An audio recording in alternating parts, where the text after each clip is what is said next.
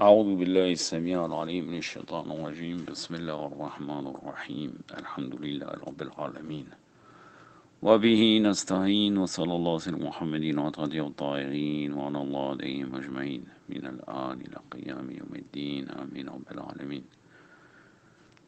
Encyclopédie chiite qui sont les Ahlul Bayt, la 8e partie. Alayhum salam. Donc là on est encore le sujet de Aïcha. Il a voulu beaucoup détailler l'auteur. L'hostilité d'Aïcha contre l'imam Ali alayhi salam. Pendant la vie du prophète, sallallahu alayhi wa Aïcha, voyait que le fils d'Abu Talib excellait son père. Le messager continuait de l'aimer et le préférait à tous les musulmans. Elle a également su que son père fut retourné défait de son armée le jour de Khaybar.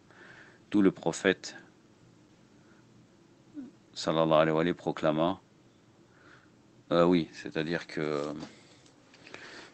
en fait, au départ, Abou Bakr s'est présenté à la bataille de Khaybar pour essayer de gagner la bataille. Il a été défait. Il a eu une défaite. Et donc là, le prophète sallallahu alayhi wa sallam a dit: je donnerai la bannière demain à un homme qui aime Allah et son prophète et qui est aimé d'Allah et de son prophète. Un homme qui sera immuable et ne se sauvera pas. Le jour suivant, l'apôtre d'Allah a donné l'étendard à Ali alayhi salam et Allah accorda la victoire sous sa conduite. Sahih Bukhari, version arabo-française, volume 5, tradition 4209 et 4210. Après qu'Ali alayhi salam ait conquis Khaybar, le prophète alla se marier avec Sabiya bint Huyay et resta avec elle. Ceci est descendu comme une foudre sur le cœur de Aïcha. Elle a également découvert que le prophète d'Allah sallallahu alayhi wa sallam avait envoyé son père pour proclamer la sourate al-Baqarah, donc le chapitre numéro 9 du Saint-Coran, appelée aussi la sourate du désaveu, appelée aussi la sourate du repentir, aux pèlerins. Mais il envoya Ali après lui pour déresponsabiliser son père de ce commandement. Son père est retourné en larmes et a demandé la raison de cette action. Sur quoi le prophète d'Allah sallallahu alayhi wa sallam a répondu: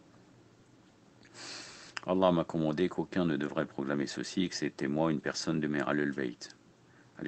Ainsi, il a envoyé Ali alayhi salam pour cette mission. Bien entendu, le prophète savait déjà cela. Il a envoyé Abu Bakr pour après montrer encore une preuve de la grandeur de Ahlul Bayt et de l'imam Ali alayhi salam.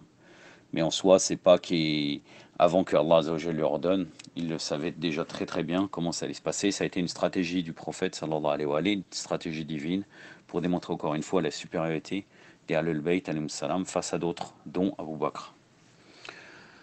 Ça a été un merdi, volume 2, page 183, volume 5, page 275 et 283. Musnad d'Ahmed ibn Hanbal, volume 1, page 3, 151, volume 3, page 212 et 283. Fadail al-Sahaba par Ahmed ibn Hanbal, volume 2, page 562, tradition 946. El-Mustadrak el-Hakim, volume 3, page 51. Khasa'is al-Alawaliya par Inissa'i, page 20. Fadail al-Khamsa, volume 2, page 343. Sirat al-Nabi par Shibli Noumani, volume 2, page 239. Elle a également su que le prophète sallallahu alayhi wa sallam avait nommé son cousin Ali comme calife sur les musulmans et avait ordonnancé ses compagnons et ses épouses de le féliciter pour ce poste à Radir Khoum. Son père était parmi les premiers à dire: félicitations, félicitations à toi, ô fils d'Abu Talib. Aujourd'hui, vous êtes devenu le maître de chaque croyant.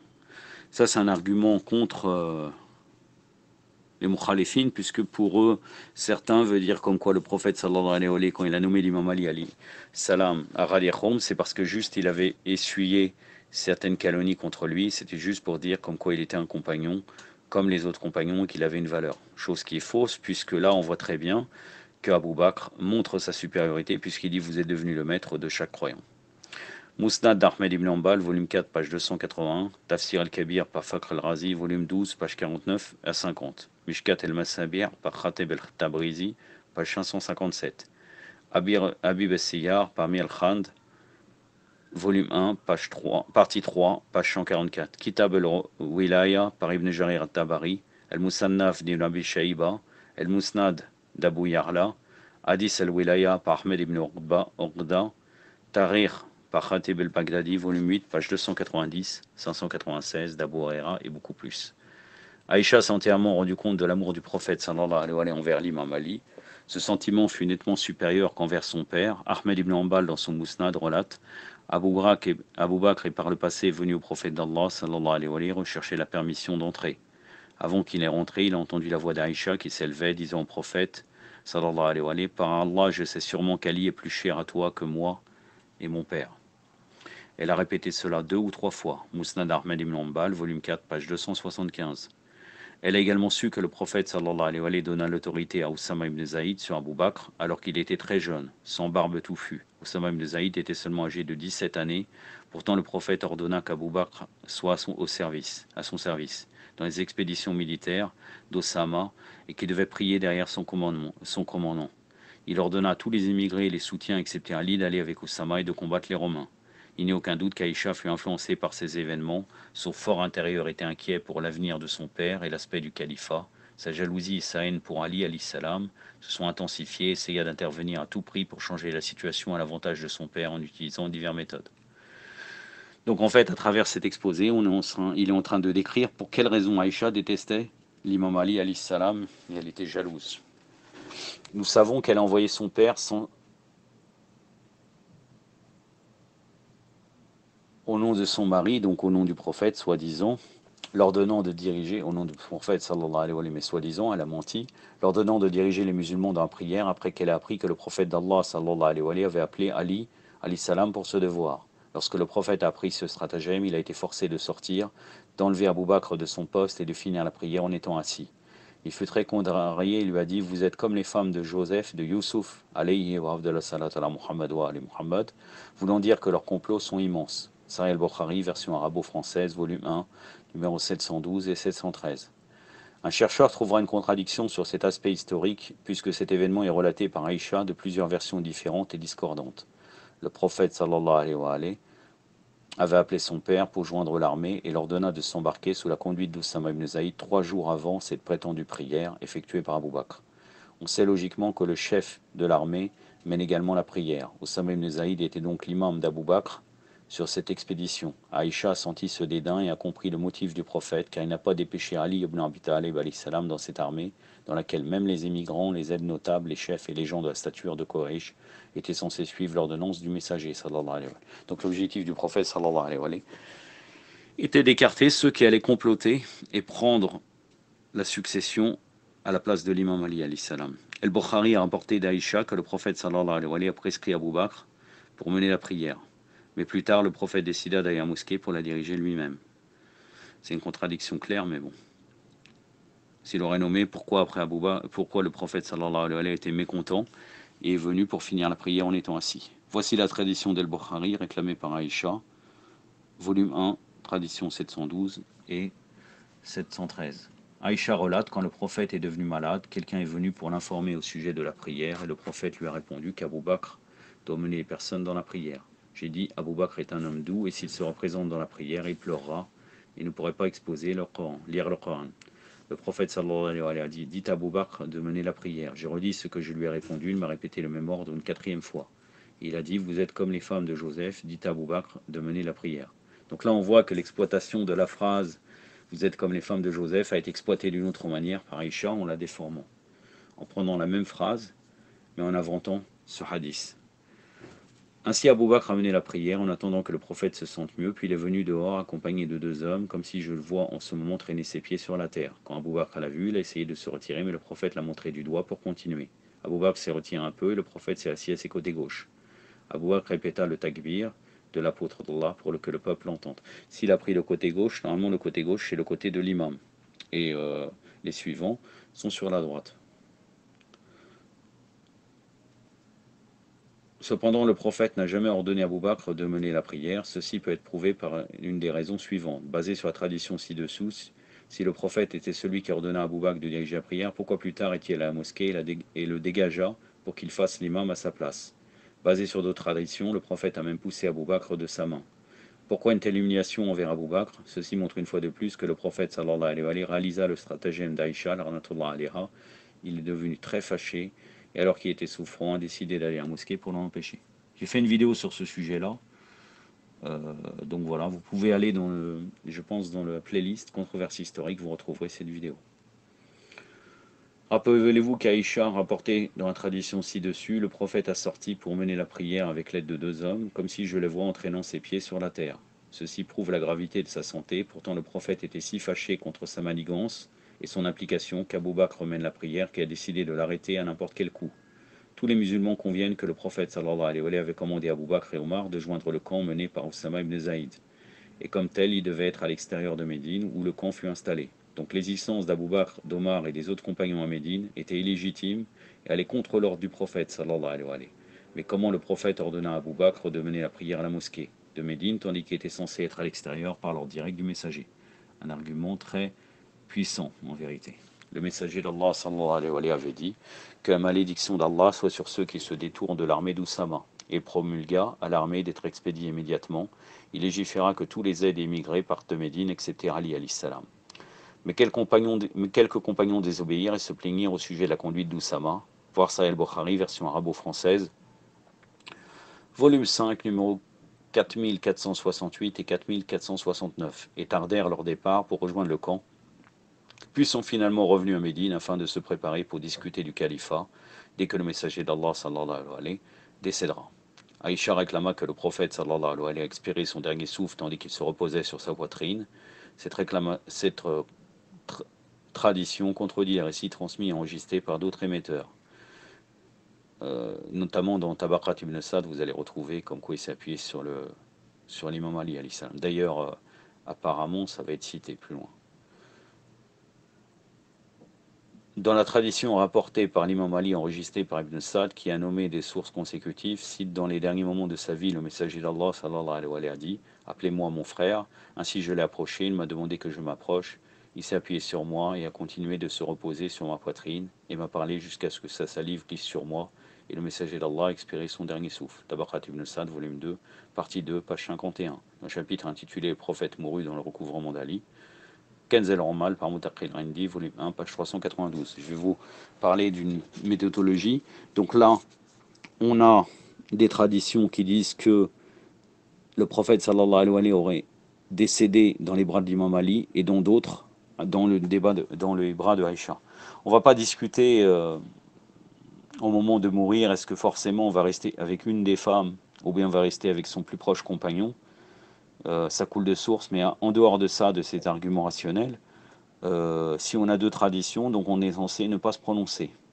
Donc on va dire qu'au départ, dans un premier élément de recherche, si on est un Bakri, donc on dit, on ne sait pas si c'est l'imam Ali ou bien Aïcha qui était à côté du prophète sallallahu alayhi wa sallam. Mais par la suite, nous arrivons à une autre conclusion, car nous observons Aïcha dans plusieurs faits qu'il est prouvé, même à travers les sources des Mukhalifines, et comme précédemment concernant par exemple la prière du prophète sallallahu alayhi wa sallam qui aurait été dirigée par Abou Bakr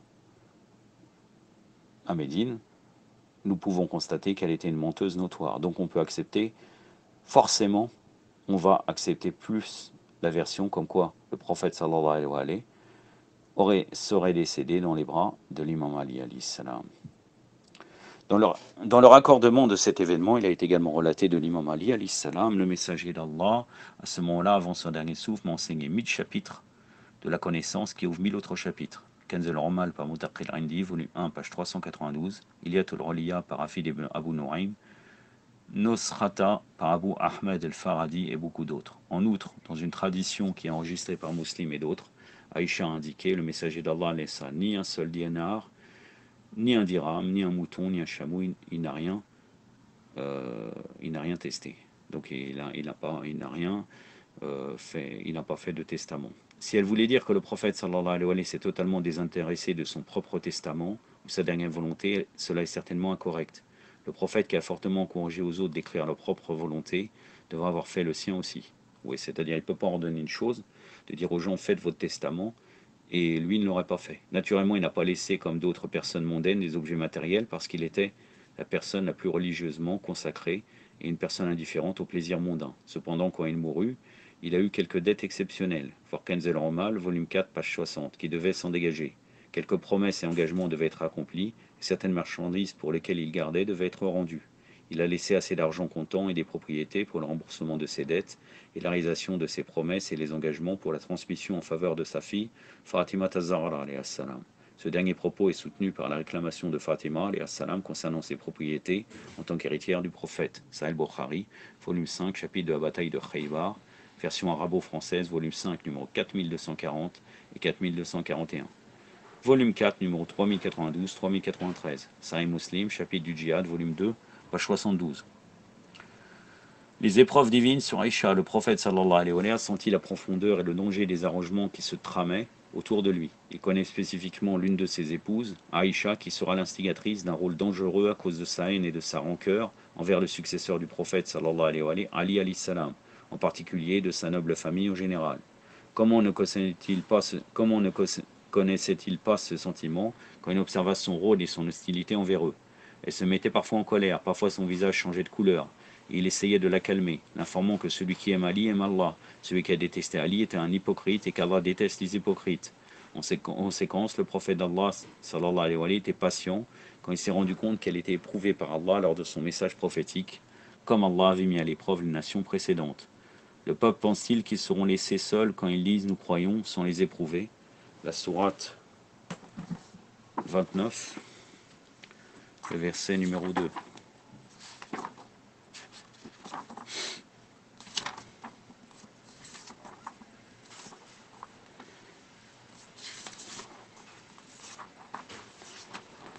Donc c'est la sourate de l'araignée Al-Ankabut.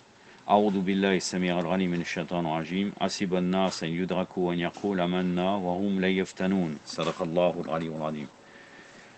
Elle était une tentation pour les musulmans, comme cela est rapporté de la tradition précédemment citée d'El-Bukhari où Ammar ibn Yassir déclara au peuple, avant la bataille du chameau, cela: Allah vous a mis à l'épreuve si vous obéissez à Allah ou à elle, Aïcha. Sahih Bukhari, version arabo-française, volume 8, numéro 7100. Le prophète sallallahu alayhi wa sallam avertit sa communauté à plusieurs occasions. En Sahih Bukhari, il y a un chapitre au sujet de ce qui est dit des maisons des épouses du prophète, dans lequel il y a cette tradition.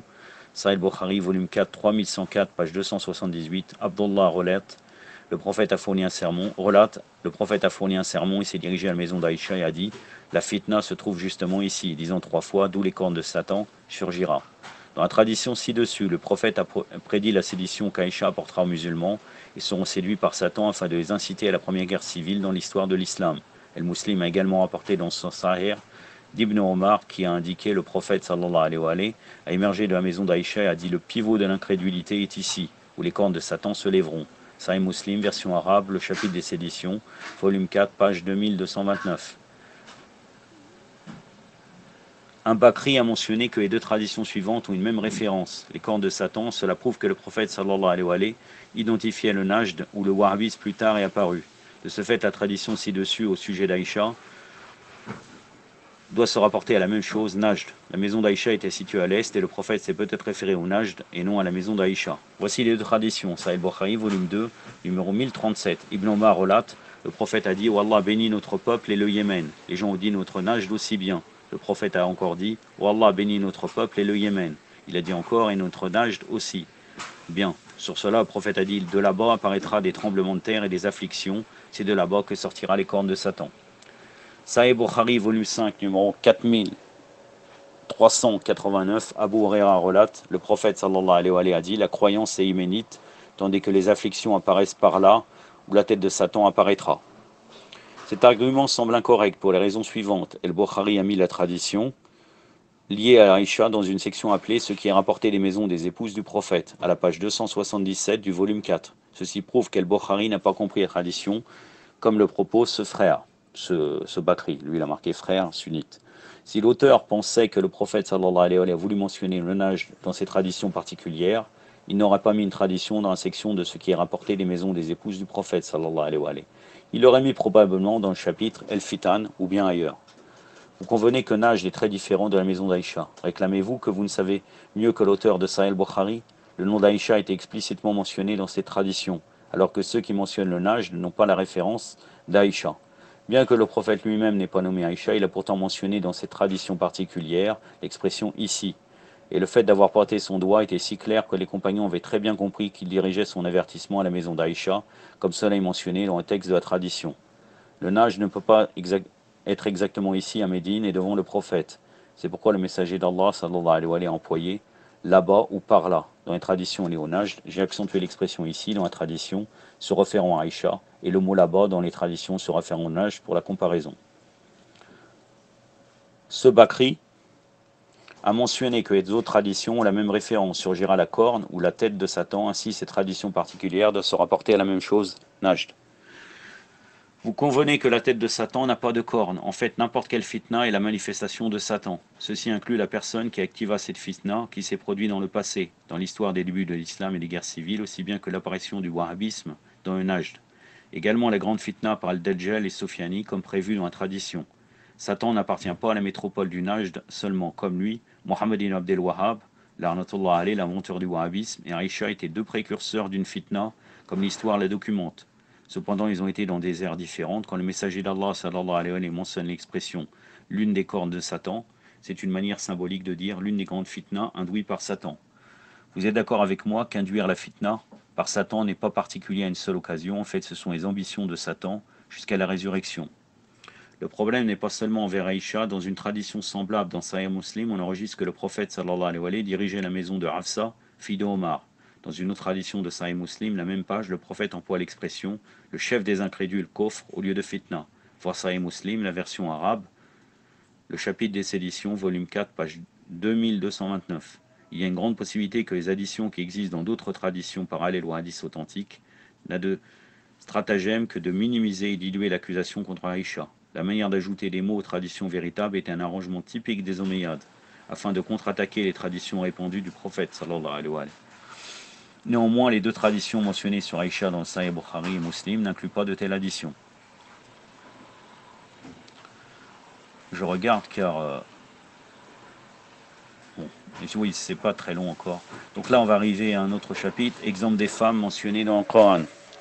Il y a eu d'autres exemples des religions que les épouses de quelques prophètes se sont égarées. Et ce n'est pas quelque chose qui sera exemple à l'histoire de la religion islamique. Dans le même chapitre du Coran où Allah le plus glorieux avait averti Aïcha et Hafsa, conjointement, chapitre 66, il a également fourni pour ces deux femmes une parabole significative afin de leur enseigner au reste de la communauté que la mère des croyants n'entrera au paradis sans rendre des comptes aux punitions simplement parce qu'elle est l'épouse d'un prophète, certainement pas.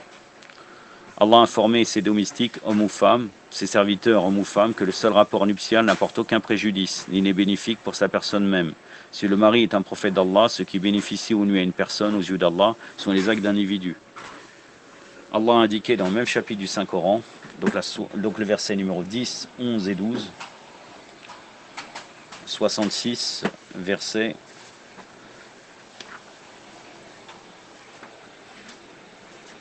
le chapitre 66, le verset 10, 11, 12.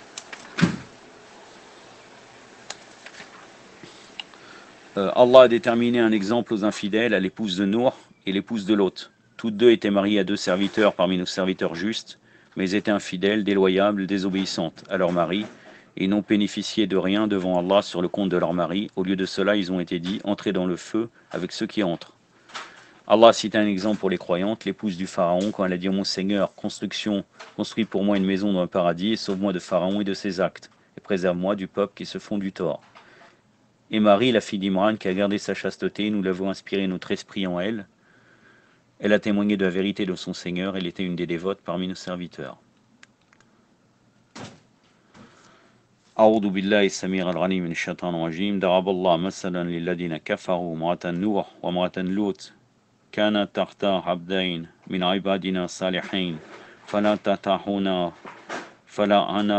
أنتهما فلم يغنيا عنهما من الله شيء وقيل ادخلوا النار ما داخلين وضرب الله مثلا للذين آمنوا امرأة فرعون إن قال ربي ابني لي عندك بيتا في الجنة ونجني من فرعون ومله ونجني من القوم الظالمين ومريم ابنة عمران الذي أحسن فرجها فنفعنا فيه من روحنا وصدقت بكلمة ربها وكتبه وكان من القانتين صدق الله العلي العظيم.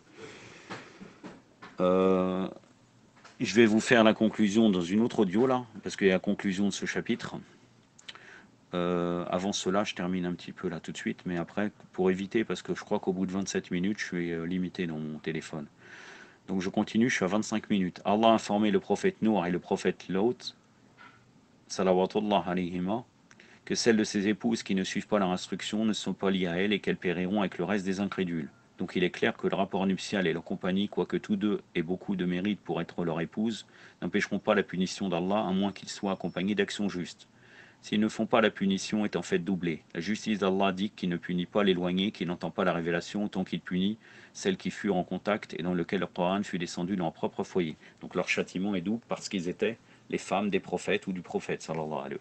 Un homme qui sait la vérité mais s'y oppose à une autre, qui ne le sait pas, ne sont pas semblables. Ceci est également confirmé dans le verset Coran du suivant, ô épouse du prophète, si quelconque parmi vous se rend coupable d'une abomination évidente, la punition sera doublée et c'est facile pour Allah. La sourate numéro 33, le verset 30, donc la sourate El-Arzab, qui est appelée aussi la sourate, qui est appelée, la traduction, c'est appelé les coalisés.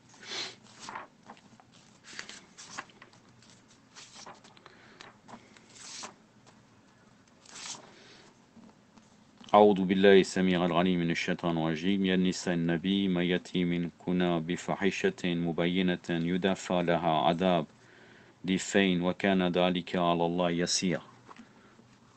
صدق الله العلي العظيم. La conclusion de tout cela, et après je pense qu'on sera dans un autre chapitre, ce qui précède était juste le peu de pages du dossier épais d'Aïcha dans l'histoire de l'islam. Ces actes démontrent qu'elle n'avait qu'elle n'avait aucune compatibilité avec les vertus mentionnées dans le verset de la purification du Coran, Ayat al-Tahriya, donc la sourate 33, verset 33. Pour cette fin, il est inconcevable de considérer qu'une telle personnalité soit l'une des Ahlul Bayt, qui sont sans péché, purs et qui doivent être obéis et suivis au même titre que le Coran. L'éloignement des souillures et la purification sont aussi éloignés d'Aïcha que le ciel est de la terre. Et ceux qui croient autrement sont les victimes de la contrefaçon omeyyade. Il y a beaucoup de traditions authentiques citées précédemment dans lesquelles le messager d'Allah sallallahu alayhi wa sallam lui-même a exclu même ses épouses pieuses des Ahlul Bayt. Quand la question de savoir si Aïcha était une croyante, je dirais qu'Allah sait mieux et que nous ne sommes pas en mesure de juger sur cela. Bon, ça c'est, excuse-moi mon frère, mais c'est de la taqiyya, on a tout à fait compris ce que tu veux dire. Je lis pour respecter la amana de cette lecture. Basée sur les traditions du prophète sallallahu alayhi wa sallam, qui sont même enregistrées dans les collections Bakrites authentiques, quiconque combat les Ahlul Bayt a déclaré la guerre au prophète et un infidèle, à moins qu'il se repent vraiment et accepte son repentir. Donc la première phrase, personne, on ne sait pas s'il y a qu'Allah qui sait, et puis après tu nous dis qu'elle est infidèle, à travers la même phrase, on a compris. Il y a quelques réclamations qu'Aïcha s'est repentie quand elle a été défaite dans la bataille du chameau. D'autres rapports Bakri, certains nous avons cités ci-dessous, prouvent qu'elle a continué sa conduite odieuse même après la bataille du chameau. Mais ce qui est clair cependant est que de tels individus incertains ne sont pas dignes de confiance pour transmettre la sunna du prophète sallallahu alayhi wa sallam. Nous devons soustraire la haine dans nos cœurs envers Aïcha. Subhanallah, ajib. Nous croyons que ces individus étaient faillibles et ont commis de petits et très grands péchés. Nous ne sommes pas ici pour les condamner à l'enfer et qu'ils entrent au paradis, ceci est les affaires d'Allah. Néanmoins, il y a une très grande contradiction. Si vraiment, si tu ne dis pas ça par toi l'auteur, par Taqiyya. Néanmoins, que nous soyons insatisfaits d'Aïcha ou que nous les maudissions, nous ne pouvons pas la suivre. Nous ne pouvons la pardonner de ses actions. Nous élaborons ceci afin d'éclairer les personnes sur la vérité et suivre les individus en tant que gardiens de la sunna du prophète après lui. Je vous invite à noter ces différents propos si vous voulez suivre une logique. Et vous allez voir que c'est totalement illogique. On peut prendre les différents points, on ne va pas le faire, parce qu'on n'a pas le temps, et c'est pas très utile. Vous notez chez vous, il a dit telle chose sur Aïcha. Après, vous notez plus loin, qu'est-ce qu'il a dit dans la même phrase et l'autre phrase, et vous allez voir qu'en réalité, c'est une taqiyya. Taqiyya, ou bien, je sais pas, tu veux ménager certains courants chiites qui ne voudraient pas maudire Aïcha, c'est tout.